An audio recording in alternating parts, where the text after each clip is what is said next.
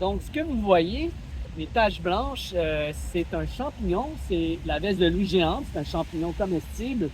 Et ça tombe bien parce que je m'en vais à l'instant rejoindre mes collègues. On va faire c'était un barbecue, là, mais là, il pleut.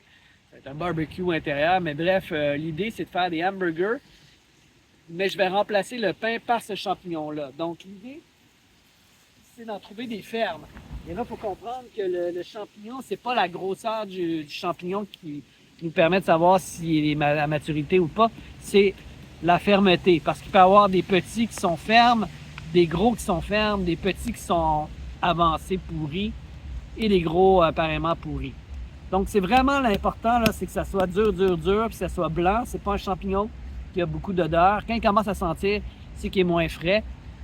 Donc, on peut comprendre aussi l'état avancé d'un champignon. Regardez, c'est pas très appétissant, mais ça, c'est ce qu'on veut pas avoir.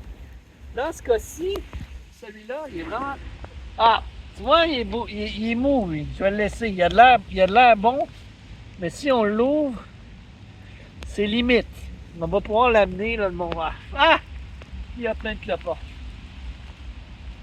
Sinon, pour le côté spectaculaire, je pense que lui, je vais le prendre.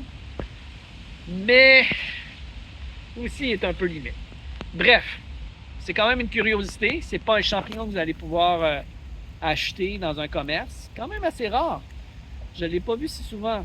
Mais bref, quand vous le trouvez à un endroit, je vous invite peut-être à le détruire pour répandre les spores. Comme ça, les années d'après, ben, c'est une manière de répandre le champignon. Donc, bonne découverte. Bonne chance.